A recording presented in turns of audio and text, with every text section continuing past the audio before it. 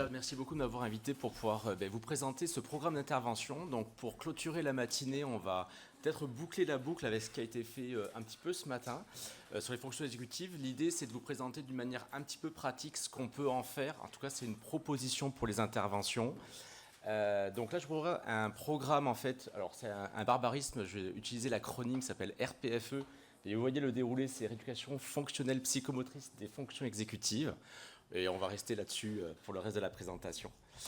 Là, ce programme il est à destination des personnes, enfants, adolescents, mais c'est extensible au niveau des adultes, voire des personnes âgées. Finalement, dans le lifespan, il n'y a pas trop de problèmes.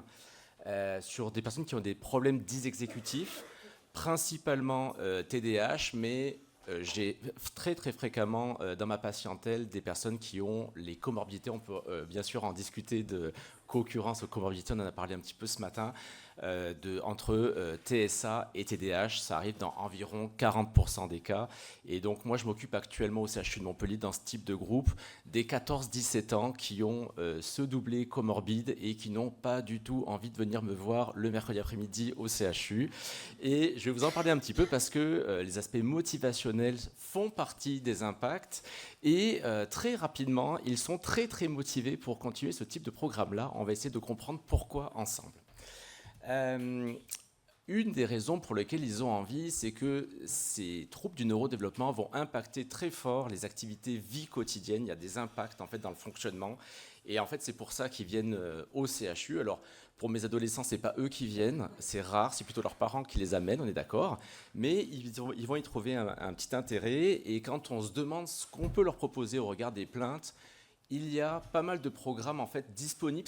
C'était pas le cas il y a 15-20 ans en fait, mais maintenant on commence à avoir des programmes un petit peu formalisés qui sont intéressants, notamment par tout ce qui est recommandations HAS.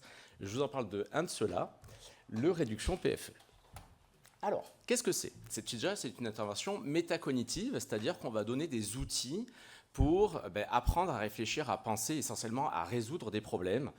On va essayer de les rendre compétents déjà pour être un petit peu autonomes. Donc on va travailler certaines choses avec eux, puis on va leur donner des clés, des outils pour la suite, parce qu'il y aura dans le développement beaucoup de choses. C'est un format qui est très court, donc on propose 10 fois 1 heure. Alors pourquoi c'est très court ? Parce que c'est très coûteux. On va vraiment... Alors moi, l'image que je leur donne quand je les ai en rendez-vous au tout début, je vais vraiment les presser comme des citrons et leur famille aussi. Donc c'est très engageant comme travail. Et c'est assez intéressant d'ailleurs de le présenter comme ça. Souvent, on minimise les coûts et ça permet de se désengager. Or, il me semble que ce n'est pas une très très bonne stratégie, surtout quand les circuits de récompense ont tendance à être un petit peu dysfonctionnels. Alors, c'est un programme, donc une intervention métacognitive qui se propose de modifier en fait des stratégies, c'est-à-dire la manière de faire certaines activités vie quotidienne sur un niveau activité-participation. Alors, qu'est-ce que j'entends comme niveau activité-participation ? Eh bien, je fais référence à la classification internationale du fonctionnement du handicap et de la santé. C'est ce qui est proposé par l'OMS pour essayer de voir d'une manière systémique en fait, le fonctionnement d'une personne en prise avec un problème ou plusieurs problèmes de santé. Donc on a le problème de santé en haut, on a les fonctions organiques et structures anatomiques. Structure anatomique, c'est la main, le pied, les organes, le foie, le pancréas. Et bien sûr, pour nous, dans les troubles du neurodéveloppement, c'est le cerveau qui vont impacter certaines fonctions. Donc au niveau, moi je suis psychomotricien, donc la motricité, l'équilibre statique, dynamique, la dextérité manuelle, ça m'intéresse, mais au niveau des fonctions exécutives, c'est également des fonctions à ce niveau-là qui dépendent du cerveau. Et on a parlé beaucoup ce matin, en première intention, de beaucoup de tests et de bilans qui se centrent sur ce niveau de fonctionnement qui est essentiel pour le diagnostic et pour certains types de prise en charge qui se centrent sur le rétablissement ou l'amélioration des fonctions. Mais ce niveau-là fonctionnel va interagir d'une manière systémique avec d'autres niveaux, qui est le niveau activité et participation. Alors l'activité, c'est quand je me sers de mon corps et de mes fonctions pour faire quelque chose de concret. Pour une personne, par exemple, au hasard, TDAH avec TSA, qui aurait une altération des fonctions exécutives, une activité, ça serait retenir une liste de mots. Et puis cette activité, je peux m'en servir pour participer à des éléments de vraie vie. Par exemple, aller acheter des courses alors que je n'ai pas noté des éléments sur un papier. Donc en général, activité-participation, c'est regroupé. Et tout ça est modulé dans le fonctionnement par des éléments environnementaux. Par exemple, si j'ai une mauvaise mémoire de travail et que du coup ma capacité en termes d'activité est limitée pour retenir mes mots, si la supérette dans laquelle je dois aller est très loin de chez moi et que je dois faire des allers-retours, La distance supérée de chez moi est un facteur environnemental négatif. Si c'est proche, c'est positif. La compréhension qu'ont les parents, les enseignants sont des facteurs également environnementaux. Et tout ça interagit également avec les facteurs personnels, c'est-à-dire l'âge et le genre de la personne, puisqu'il y a des attentes sociétales qui sont d'autant, mais également les éléments psychologiques comme le sentiment de compétence, l'estime de soi ou la croyance que si je sais que j'ai un TDAH et un TSA, je pourrais ou non m'améliorer en proposant une intervention. Vous voyez, et tout ça agit. Ce qui est très intéressant avec la CIF, c'est que c'est systémique. Il suffit qu'une des 5 briques de fonctionnement change pour que tout le système se réajuste. Et ça, c'est une dimension qui est capitale. Je n'avais pas du tout ça au début de ma carrière et ça me permet de réfléchir les choses d'une manière très différente. Le Réduction PFE est un programme qui se destine essentiellement à viser le niveau activité-participation, donc on va parler vraie vie. Il y a un petit bout qui est sur les fonctions, tel qu'on en a parlé ce matin classiquement, mais ce n'est pas le gros du travail. Donc du coup, quels sont les objectifs de cette proposition d'intervention sur le niveau activité-participation ? Donc ce sont des activités vie quotidienne qui sont ciblées, qui mobilisent a priori les fonctions exécutives. Alors on revient sur des choses dont on a déjà parlé, les fonctions exécutives chaudes et froides, j'y reviens pas, parce qu'on en a déjà beaucoup parlé, mais la dissociation des réseaux est quand même assez intéressante, parce qu'il peut y avoir des altérations dans la vie quotidienne très différentes. On a quand je suis en entretien, des parents et des jeunes qui me disent, ben voilà, si on me laisse tranquille, en gros ça fonctionne, je peux planifier, c'est un peu compliqué, dès que je commence à avoir un petit peu de stress, ça ne dysfonctionne pas, et puis j'ai exactement l'inverse. Si jamais on me laisse tranquille, ben, je fais rien. Et puis ça m'intéresse pas. Dès qu'il y a un peu de challenge, ça marche vachement mieux. Ou, et ça arrive souvent aussi, que les deux niveaux soient pas au même degré de sévérité, altérés. Et ça a des conséquences pratiques très importantes parce que ça veut dire que sur un programme d'intervention, il va falloir essayer de travailler les deux niveaux, froid et chaud. Et déjà, vous entendez que dans ces 10 séances d'une heure, en tout cas au niveau thérapeutique, on va un petit peu mouiller le maillot et ça va être un peu compliqué. Il va falloir mettre un petit peu d'énergie, notamment pour le niveau chaud. Alors, ces objectifs, qui sont idéalement en SMART, c'est-à-dire qu'ils sont spécifiques, ils sont mesurables, ils sont acceptables, acceptés par le patient, ils sont réalistes, c'est-à-dire que ça prend dans la vraie vie, et temporellement définis. Ici, c'est 10 séances. Ils sont choisis par mes adolescents et leurs familles. Et ça, c'est vraiment capital. Donc, il y a un entretien motivationnel qui démarre un petit peu l'intervention. Parce que si jamais ce n'est pas accepté, en termes de neuroplasticité, je vais y revenir, ça va être très faible comme efficacité. Donc il y a un gros enjeu. Mes entretiens pour mes adolescents et leurs familles qui ont un TDAH et souvent avec TSA durent 2 heures, 2 heures et demie. C'est long et c'est très très long parce qu'au début, ils n'ont pas du tout envie de venir. C'est pour ça que c'est très long. Mais à la fin, en général, ils ont envie de venir. En tout cas, ils veulent bien essayer. C'est déjà pas mal. Alors, quelques petits exemples de ce qu'ils choisissent. Mémoriser plus vite et mieux. Très souvent, moi j'ai des collégiens lycéens, et en fait ça c'est un gros problème.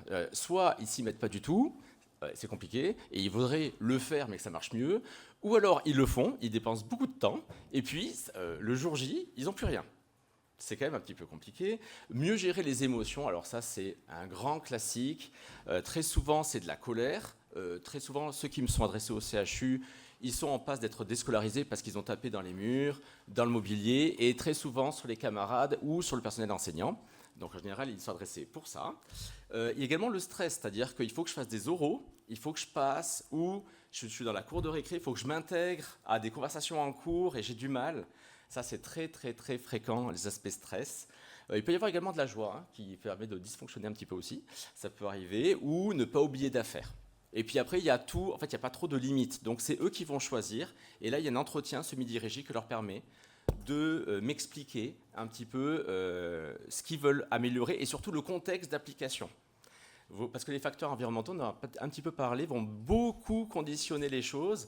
Et donc, par exemple, pour gérer ces émotions, ce n'est pas la même chose de gérer l'émotion quand c'est ma mère qui me demande de faire les devoirs versus c'est l'enseignant que je ne peux pas blairer qui me demande d'écouter en classe alors que je suis en exposition face au groupe classe. Et sans doute que les modalités pour l'un et l'autre, même si c'est gérer ses émotions, c'est un petit peu différent. Donc là, qu'est-ce qu'on va proposer dans ce type d'intervention? C'est de changer les stratégies. Alors, qu'est-ce que c'est qu'une stratégie? C'est des séquences d'actions qu'on va mettre qui sont chronologiquement ordonnées. Et changer une stratégie, ça veut dire rajouter une étape, enlever une étape, modifier l'ordre des étapes ou changer, altérer une étape. C'est ça qu'on va faire avec eux. La grande question, c'est concrètement comment on s'y prend pour changer les stratégies. Alors je vous présente, il y en a d'autres, mais 6 grands principes qu'on a dans ce programme-là. Ce n'est pas le seul qui a ces principes-là, d'accord ? Mais vous allez voir, ça va sous-tendre un petit peu l'intervention et vous allez comprendre un peu à quoi ça ressemble. Donc le premier, c'est des principes de neuroplasticité. Alors je vais y aller à la hache parce que l'idée, c'est vraiment que ça soit dans le pratico-pratique. Il est évident que c'est très réducteur ce que je vais présenter et que faire des liens entre la neuroplasticité et les comportements observables, il y a beaucoup d'étapes et ce n'est pas aussi clair que ça, mais l'idée c'est, vous voyez un petit peu ce qui tend. Donc, tout le monde sait, mais je vous le rappelle, que en fait, nos neurones, on n'a pas un équipement comme ça qui se dégrade avec le temps. On peut connecter et déconnecter en fait, des réseaux neuronaux avec leur mobilisation. Donc par exemple, à gauche, ici, il y a une première connexion là, qui est en bleu. Et puis si jamais ce réseau-là est fortement activé, vous avez à droite des nouvelles connexions, des connexions protéiniques, ici axonales, qui se créent. La loi de tout ou rien. Si jamais, du coup, ça peut se créer, se décréer à loisir. Ça, c'est la synaptogénèse. Du coup, et quand on travaille en intervention, en rééducation, pour moi, par exemple, psychomotricien, mais je pense également les neuropsychologues, c'est ces effets-là, en fait, qu'on a envie d'avoir. Quand on automatise une tâche, c'est ça qui se passe au final. Donc, quels sont les grands facteurs dans la littérature directement opérants pour favoriser ce type de mécanisme ? Je vous le montre avec une vraie coupe de neurones. Donc là, c'est avant l'entraînement, donc cognitif. Là, c'est 2 semaines après. Vous voyez déjà qu'il se crée des petites choses. Et puis là, c'est 2 mois après. Donc, ce n'est pas juste des dessins, en fait. Ça arrive pour de vrai. Alors, ça se crée, ça se décrée. Ici, là, c'est plus frappant de vous montrer une densification au niveau dendritique et axonal. Mais vous voyez que ce n'est pas une vue de l'esprit. Alors, bien sûr, si on arrête de travailler, au bout d'un moment, ce qui va se passer, c'est qu'on va revenir ici. Puis, si on continue encore à ne pas utiliser, on va revenir là. Ça, c'est la loi de utilisez-le ou perdez-le. Hein. On le sait. Bon, qu'est-ce qui favorise ? Premier, c'est la pertinence de l'expérience dans l'intervention. C'est-à-dire qu'il y a plein d'expériences qui ont montré qu'à quantité égale de pratique, si les personnes elles sont intimement persuadées que ce qu'elles font va leur servir dans la vraie vie, eh bien notre cerveau il va se reconfigurer pour apprendre le plus possible.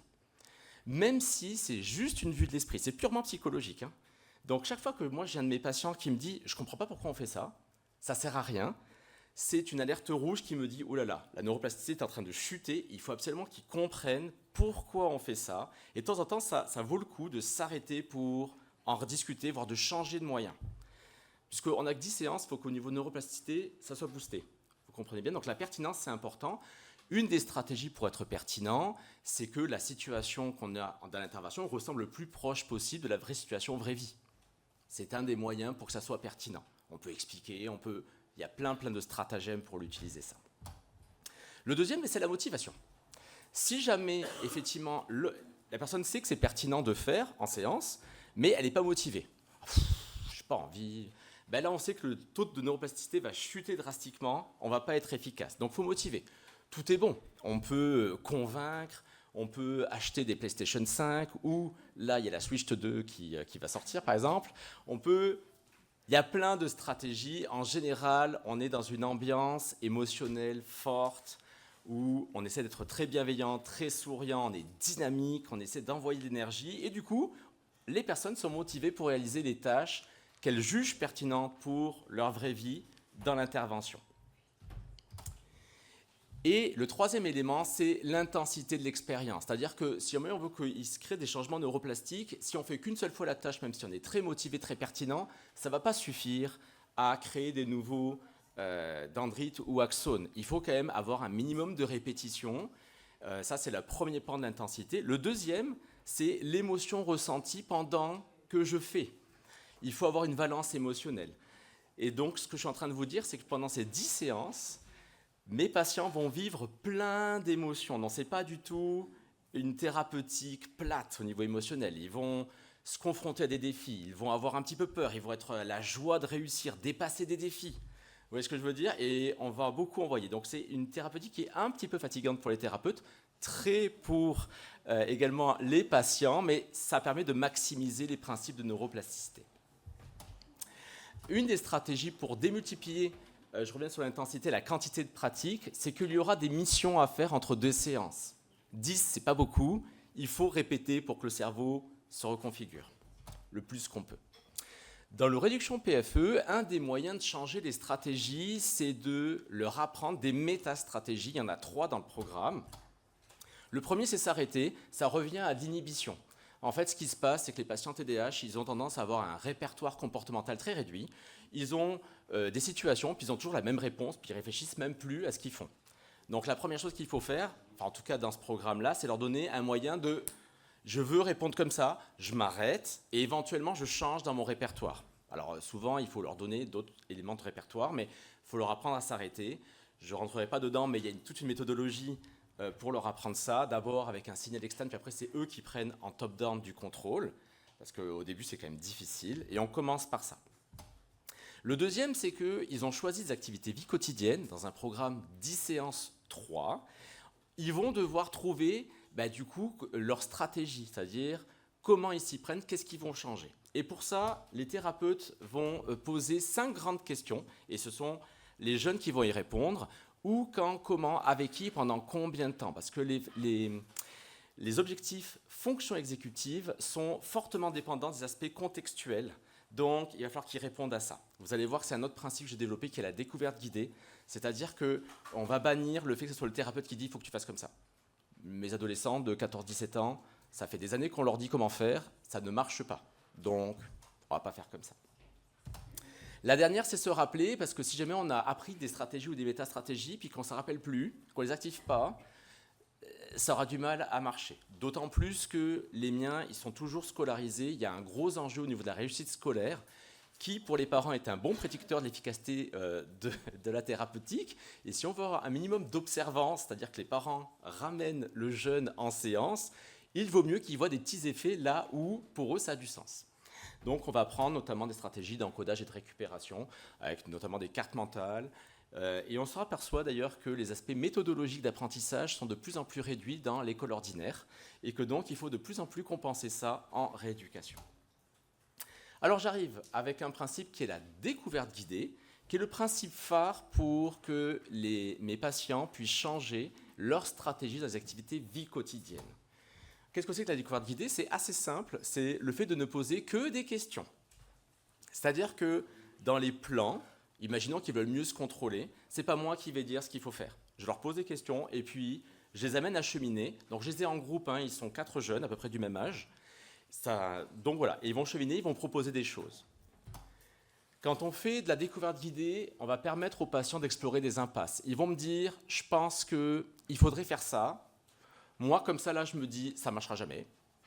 Mais c'est OK. Ils vont essayer. Donc il y a tout un aspect de, je génère une idée, je l'essaye en vraie vie, et ils reviennent en général de leur mission entre 2 séances en disant, voilà, j'ai essayé, ça ne marche pas. Ah mince, qu'est-ce que tu pourrais faire d'autre? Et là, ils régénèrent des choses. Donc cette manière-là est assez intéressante, mais elle demande beaucoup plus de temps qu'un apprentissage direct, où on donne directement la manière de faire. Mais cette manière-là, encore une fois, ne marche pas avec mes patients, donc ça ne sert à rien. Il vaut mieux prendre du temps de qu'ils développent.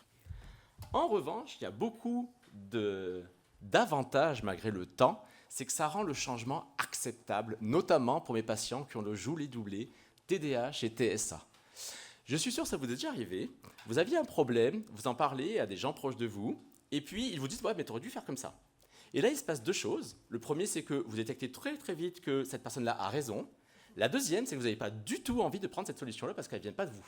Et donc, vous avez une résistance parce que ça ne vient pas de vous.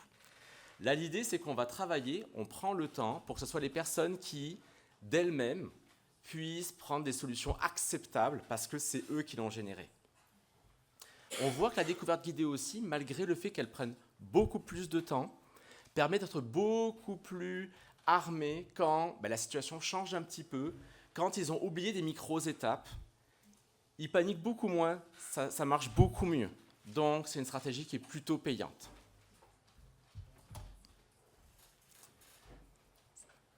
Autre concept qui sous-tend le réduction PFE, c'est le fait de favoriser l'état d'esprit de croissance. Je trouve que ce concept est assez intéressant et on le retrouve d'une manière transversale dans énormément de programmes actuels au niveau des troubles du neurodéveloppement.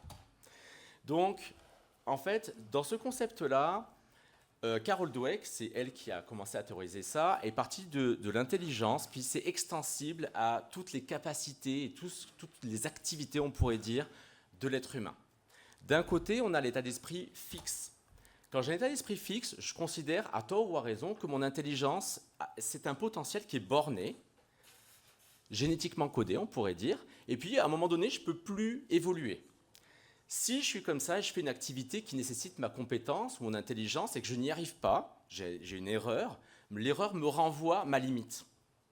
Et c'est assez insupportable de sentir qu'on n'arrivera pas à progresser plus.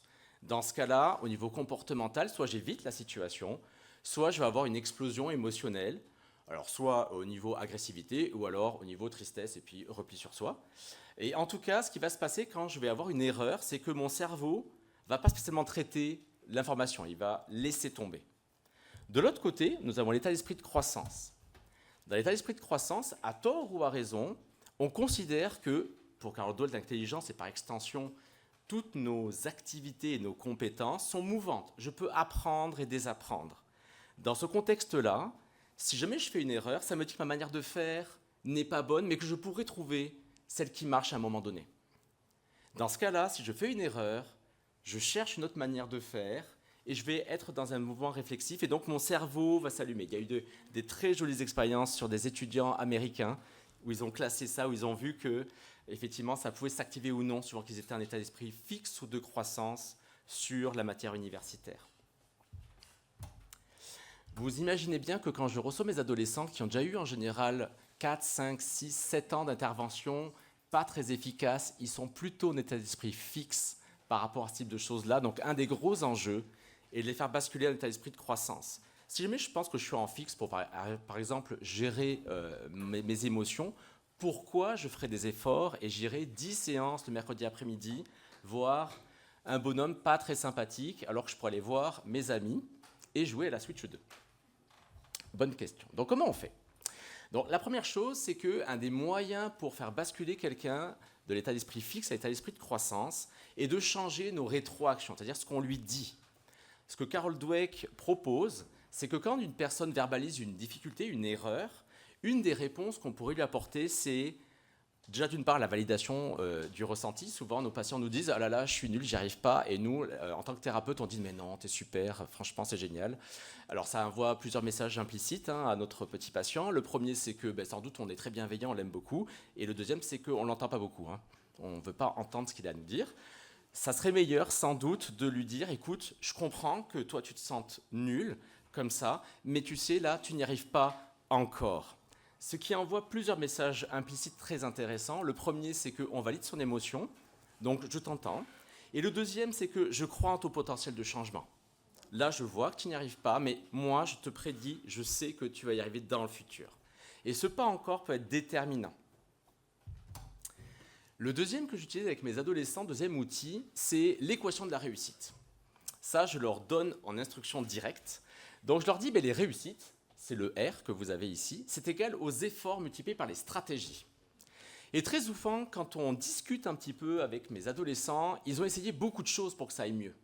Beaucoup de choses pour que ça aille mieux. Et leurs parents aussi d'ailleurs. Mais ça ne marchait pas. Du coup, ils ont arrêté. Là, ce que je leur explique, c'est que si jamais tu fais beaucoup d'efforts, mais tu t'y prends n'importe comment, ça ne va pas beaucoup marcher, tu vas vraiment t'épuiser, puis tu n'auras que des retours négatifs. Si jamais tu es très stratège, tu sais comment faire, mais tu ne veux pas t'impliquer beaucoup et tu ne veux pas faire beaucoup d'efforts, ça ne va pas non plus bien marcher. Donc là, dans ce groupe-là, ce qu'on va faire, c'est qu'on va essayer de trouver ensemble des stratégies. Et moi, je vais te soutenir pour faire des efforts. Et à un moment donné, parce que ça va s'automatiser, tu pourras diminuer progressivement ta quantité d'efforts. Donc souvent, c'est un outil métacognitif qu'on utilise et on les fait raisonner pour décrypter des situations et comment ils s'y prennent. Ça leur parle très souvent.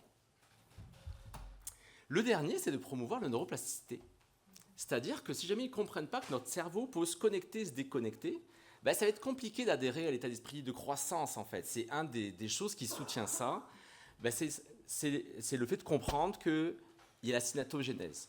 Et j'utilise exactement les mêmes diapos que sur les coupes de neurones, parce que c'est un des nombreux moyens pour montrer ce concept-là d'une manière très claire. Et j'ai beaucoup d'adolescents qui m'ont dit « à la 4e, 5e séance, tu penses que mon cerveau est arrivé comme la 2e et 3e diapo.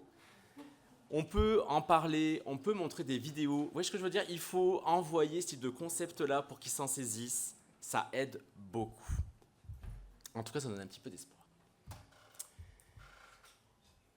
Du coup, on revient sur les fonctions exécutives chaudes et froides. Alors, dans du réduction PFE, on peut faire de l'entraînement des fonctions exécutives qui n'ont pas trop grande chose à voir avec la choucroute, c'est-à-dire avec les activités vie quotidienne. C'est possible de faire ça. L'idée, c'est de trouver des stratégies dans l'exercice. Et une fois qu'on a des stratégies, l'idée, c'est de réfléchir à, OK, tu as trouvé ça là, qu'est-ce qu'on pourrait faire comme tâche? Une tâche de barrage pour rester concentré. Imaginons. OK, tu as trouvé ça comme ça. Comment tu pourrais l'utiliser dans l'activité que tu as choisie en vie quotidienne? Est-ce que tu penses que ça, tu pourrais l'utiliser dans ta vraie vie? Ou est-ce qu'il faudrait un petit peu le modifier pour que tu puisses t'en servir? Et d'abord, on va le travailler en froid, c'est-à-dire qu'il y aura peu d'enjeux, peu d'émotions. C'est intéressant, souvent ça marche un peu mieux, c'est un peu plus facile. Donc on trouve des stratégies, on s'entraîne un petit peu. Et puis, à un moment donné, soit on prend la même situation, soit on en prend une autre, mais on va le mettre en mise en situation de stress contrôlé. Souvent, ce qui ne va pas, c'est que dans les interventions, on propose des choses avec un climat très bienveillant, où ça se passe bien. Et du coup, quand c'est dans la vraie vie, où les circonstances environnementales sont un petit peu différentes, il y a du stress, il y a de l'enjeu, il y a les autres aussi qui viennent, mais ça ne marche plus. Donc, il va falloir les outiller, les armer à résister à ça, voire trouver des nouvelles stratégies pour le faire. Donc, on a plein de modalités pour les passer en stress contrôlé. Une modalité plutôt sympa, c'est je prends le même exercice, par exemple de barrage, toujours le même, et puis je vais faire des perturbateurs. C'est ce que j'ai fait mercredi avec eux. Donc, je suis allé, vous allez voir, c'est des moyens très très simples. Je suis allé sur YouTube et puis il y a une vidéo qui est très sympa avec le top 10 des bruits les plus ennuyants. Et là, vous avez des bruits de craie sur le tableau, de quelqu'un qui crache, des aboiements de chiens, ouais, il y a un petit peu tout ça. Et donc, j'ai passé la bande sonore. Et puis là, j'avais des adolescentes. C'est assez rare parce qu'en général, la prévalence TSA, TDAH, c'est plutôt les garçons. Mais là, j'ai des adolescentes. Elles nous ont dit, ouais, mais en fait, ce qui me pose problème, c'est quand les gens parlent. C'est-à-dire, c'est vraiment des mots. C'est pas que des bruits, c'est des mots, en fait. Du coup, c'est ce qu'on a fait. On a discuté avec ma collègue autour d'elle. Pour qu'elles résistent et qu'elles elles utilisent leur stratégie qu'elles avaient trouvée en froid dans cette situation en chaud. Puis après, du coup, on a fait un débriefing pour comprendre qu'est-ce qui marche pas, est-ce qu'il faut trouver de nouvelles stratégies, comment on peut s'y prendre. Un des problèmes que mes adolescentes, par exemple pour parler de ce groupe-là, ont, c'est qu'elles ont beaucoup de mal à résister aux insultes dans la cour de récréation. Du coup, un des systèmes de stress contrôlé qu'on propose, c'est des stress contrôlés avec une gradation d'exposition par rapport aux insultes. Donc je leur demande de classer les insultes qu'elles entendent et qui les font réagir de 1 à 10, donc c'est assez classique comme type de système, de la plus faible pour remonter jusqu'à la plus forte, celle qui vraiment crée la réaction. Donc ça veut dire qu'on a un langage dès l'entretien motivationnel qui est pas très conventionnel dans un hôpital universitaire. Et je le fais en toute transparence avec les parents, donc je ne vous nomme pas forcément les insultes, mais j'en apprends de nouvelles parce que ça change. Et donc mon répertoire d'insultes augmente progressivement avec ma clinique, c'est assez intéressant. Et c'est aussi intéressant parce que quand on parle de vraie vie, surtout avec des adolescents qui ont eu pas mal d'interventions, ça permet de se dire peut-être que cette personne me propose une modalité différente, et même si ça n'a pas marché avant, peut-être que ça marcherait. Et donc ça vaut le coup d'essayer. Vous voyez, dans la motivation initiale.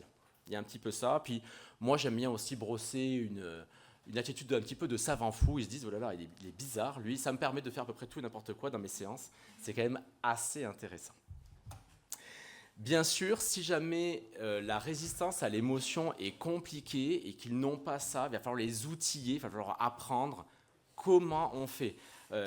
En rééducation, de manière générale, c'est assez mauvais de faire de la découverte pure. Je te mets dans la situation, puis tu te débrouilles, la force est en toi, ou la réponse est en toi. C'est pas trop comme ça qu'on va s'y prendre. Donc, on va quand même leur donner des outils de base pour résister à l'émotion, qu'ils aient une notion de contrôle. La notion de contrôle est une notion également intéressante, avec des jeunes qui ont perdu tout contrôle sur certains éléments de leur vie. Et du coup, on est plutôt motivé. Donc, au niveau des techniques de gestion émotionnelle, quelle méthodologie? Déjà, on va donc leur apprendre des techniques. Alors, des techniques qui sont simples, parce qu'il faut que dans le SMART, ça tienne dans les 10 séances. Il y a plein de techniques de gestion émotionnelle qui existent, mais certaines demandent des mois et des mois d'apprentissage. Elles sont excellentes, mais elles ne rentrent pas dans ce type de programme qui sont très courts. Donc, on leur apprend. On leur apprend dans des systèmes qui sont assez décorrélés des situations de vie quotidienne. C'est juste pour arriver à le faire. Je vais vous montrer quelques exemples de techniques qu'on peut proposer dans ce type de programme. Puis une fois qu'on l'a fait, eh bien, on va s'entraîner à les réaliser en séance. D'abord dans des conditions qui sont un peu loin, et après vous comprenez dans des situations qui sont assez près. Et il y aura de la pratique dirigée de ma part. Donc la pratique va se faire dans la séance, mais va se faire aussi entre les séances. Il y a beaucoup de travail à faire à la maison. Enfin à la maison ou au collège, ou dans la rue, ou ce qu'on veut. L'idée, c'est vraiment de démultiplier un petit peu les choses. Et puis, bien, une fois qu'ils sont suffisamment robustes pour arriver à gérer, et c'est là qu'on va faire les fameuses situations d'exposition, dont j'en ai cité une qui s'appelle le cercle des injures. Alors du coup, en général, c'est moi qui m'y colle. D'une part, c'est quand même assez plaisant d'être payé pour insulter quelqu'un. Ça permet de vraiment se sentir mieux après une journée difficile. Voilà, c'est assez plaisant. Et puis quand je juge que le jeune est suffisamment outillé pour résister, je peux faire venir ici les copines pour insulter avec moi en groupe. Parce que souvent, ce type d'affaires-là, dans la cour de récréation ou dans la rue, ça se fait d'une manière collective. Donc, on y va. Une deuxième mise en situation, c'est les situations d'agression physique. Très souvent, ce qui se passe dans les cours de récréation, dans les couloirs, c'est des situations où le jeune agresseur rentre dans la bulle de l'autre.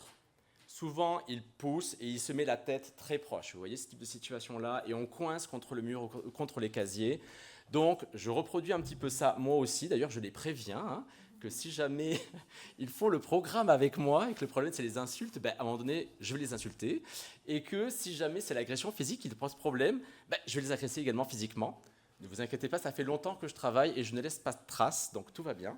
Mais ça s'est fait en toute transparence avec les parents. Donc, vous voyez que je propose une modalité un peu alternative de fonctionnement. L'idée est d'être le plus proche de la vraie vie. C'est quand même pas la vraie vie, parce que c'est avec moi qu'en général ils sont en sécurité, mais ça se rapproche. Donc la situation, c'est une technique qu'on appelle DP. Je vous la raconte un petit peu, mais on est assez éloigné avec deux cerceaux. Moi, j'ai un bâton dans la main. Et puis, je leur apprends le continuum fight or flight, c'est-à-dire attaque-fuite. Notre corps on est programmé pour la survie. Si jamais je perçois une agression, mon corps va se mettre soit en situation d'attaque, je vais me pencher vers l'avant, je vais fermer les poings, je vais serrer les mâchoires. Et puis, il y a un signe d'agressivité, c'est le premier qu'on partage avec les mammifères, notamment les canidés, c'est le retroussement de la lèvre supérieure, comme ça là. Et ça, souvent, nous, publiquement, on le cache dans un sourire. Vous voyez ? Donc, en cause de ce signe-là, ça c'est plutôt l'agressivité. Et puis, on a également la fuite.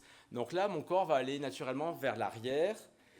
Je vais, pareil, me contracter. Je me prépare à fuir les choses. Donc, quand mon adolescent est dans son petit cercle, on repère les signes ensemble, on leur explique un petit peu. Les camarades qui ne passent pas sont au niveau de mon adolescent qui est debout dans son cercle, en disant, mais dès que vous voyez un de ces signes-là, vous levez la main et moi, je m'arrêterai.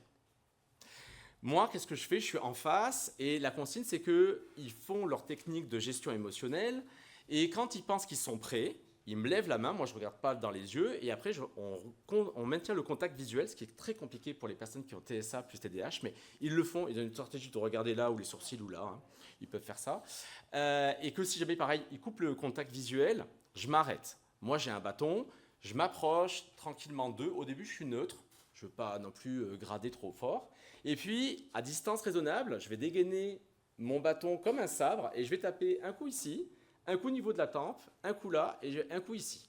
J'y vais à vitesse réelle comme si je voulais taper. Donc il y a du bruit, ça fait comme ça là. Et il faut qu'il résiste et après je recule. Cette situation, c'est une situation... Au début, avec le groupe de mes adolescentes, je n'ai pas pu faire un seul pas la première fois hors de mon cercle, ce qui est attendu. Puis on a travaillé pour mettre en situation et résister. Là, maintenant, on est arrivé avec mes adolescentes avec un vrai bâton de bois, puis j'ai deux adolescentes qui vont dans le dos, puis on commence à essayer de se taper un petit peu. Bien sûr, on ne se tape pas, on s'arrête avant. Je demande aux parents j'exige des parents qui viennent à une séance en intégralité dans le programme. Parce que c'est une dyade, en fait, parents-enfants, et qu'il faudra que tout le système change. Et quand les parents viennent, ils ont la joie de pouvoir participer à cette mise en situation des bâtons ou des insultes. Et en général, ils sont extrêmement contents de ça. Bien sûr, à chaque fois, comme ce n'est pas de la découverte pure, il y a des rétroactions d'apprentissage. Des rétroactions d'une part pour valider les éléments techniques qui sont intéressants, les pousser par des questions de voir comment ils pourraient les utiliser dans la vie quotidienne ou qu'est-ce qu'il faut modifier pour que ça marche dans la vie quotidienne, et des rétroactions qui sont compatibles avec l'état d'esprit de croissance, puisque c'est un des gros enjeux, effectivement, des choses. Alors, quelques techniques qu'on apprend dans la réduction PFE. Vous voyez, c'est rien de fou, c'est très classique. Des techniques de cohérence cardiaque et de respiration. Dans la réduction PFE, c'est la technique qu'on appelle 1, 2, 3, mémotechnie assez simple, qui permet d'augmenter un tout petit peu le dioxyde de carbone au niveau sanguin, enfin la pression partielle du dioxyde de carbone, pour être tout à fait précis. Il y a également la technique du carré qui est assez connue. En tout cas, tout ce que vous savez faire, ça marche. Du moment que c'est court d'apprentissage. Tout ce qui est imagerie mentale, donc dans le réduction PFE, c'est beaucoup les animaux totems. On leur demande d'imaginer quel animal pourrait soit les représenter, soit s'imaginer être quelque chose de réconfortant, de plutôt sympa. Même imaginaire, ça marche. Hein. Il y a un de mes ados, là, lui c'était le serpent-monde de la mythologie nordique. Pourquoi pas? L'idée, c'est des techniques de défocalisation. Si je me concentre sur une image mentale compliquée, je ne vais pas me concentrer sur l'émotion. Donc, ça marche assez bien. Et après, ça sera en réalité augmentée. C'est-à-dire qu'il faut arriver à l'imaginer yeux ouverts, comme dans Pokémon Go. Ça leur parle, ils jouent beaucoup à Pokémon Go. Voilà, et de le voir soit autour de la personne qui est en train de faire quelque chose qui ne me plaît pas trop, ou à côté de moi, et moi j'imagine également que j'ai pas mal de ressentis sensoriels, notamment au niveau tactile, au niveau des odeurs. D'ailleurs, ça c'est un principe qui est dans les principes des modèles internes et de l'imagerie mentale, c'est-à-dire que plus c'est riche sensoriellement, en tout cas au niveau des interventions sur la motricité, mieux ça marche. Il y a ça, ou des techniques de décompte. Là, on propose en fait de partir d'un gros pool de chiffres, par exemple 60, et puis on demande à l'adolescent de décompter de 3 en 3 et qui garde le fil au fur et à mesure du temps. Comme c'est une activité qui mange pas mal de cognition, ben on ne peut pas se concentrer sur l'émotion. En général, ça marche assez bien, mais on peut imaginer plein d'éléments. On a fait là aussi dans ce groupe-là du Jacobson modifié, c'est-à-dire contraction des contractions. Et une fois qu'on est suffisamment à l'aise, il suffit de faire des micro-contractions pour que tout le corps se détende. Et après, on voit ce qui leur correspond. Donc en général, quand on fait ça, il y a certains de mes adolescents qui me disent, ben voilà, ça marche bien pour moi, ben super, tu le gardes. Elle me dit, ben ça marche pas. On essaie de continuer l'entraînement pendant 2-3 semaines parce que ce qui est nouveau, en général, on a tendance à le rejeter, surtout quand ça ne marche pas bien au début. Puis quand ça dure un petit moment que ça ne marche toujours pas, c'est tout simplement que ça ne correspond pas. On n'est pas tous faits pour les mêmes solutions, donc on teste un peu. Donc là, ils ont fait un petit peu le tri.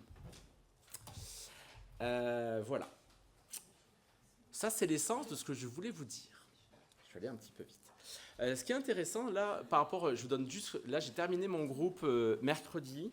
Il y a une de mes adolescentes, donc elle a un TDAH, elle a aussi un trouble de l'humeur, elle a fait plusieurs tentatives de suicide, elle a eu beaucoup d'interventions et notamment elle a eu des safety plans, c'est-à-dire qu'on lui a donné des choses à faire quand ça ne va pas. Et je lui ai demandé un peu comment elle a vécu ce programme-là. Elle m'a dit, mais d'une part, ça va beaucoup mieux et ça marche bien, d'une manière générale, là sur les ados, ça marche bien. Elle m'a dit, mais c'est la première fois qu'on m'a demandé ce que j'en pensais. C'est la première fois que j'ai pu comprendre pourquoi il fallait que je fasse ça. Et surtout, comment je pouvais l'appliquer dans la vraie vie. Parce que dans les programmes précédents, on m'avait donné des solutions, et après, tu te débrouilles. Donc ça, c'est quand même une piste assez intéressante d'intervention, de voir le pourquoi et le comment on peut l'utiliser dans la vraie vie. Ça peut changer un petit peu les choses. Dans les messages que je voulais vous envoyer aujourd'hui sur cette intervention, c'était...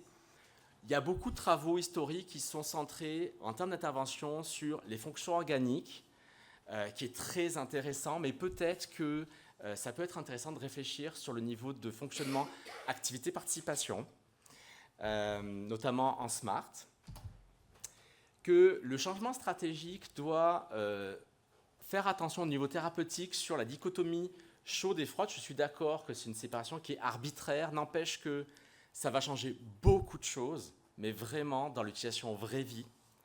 Et que donc, dans les interventions, il faut vraiment penser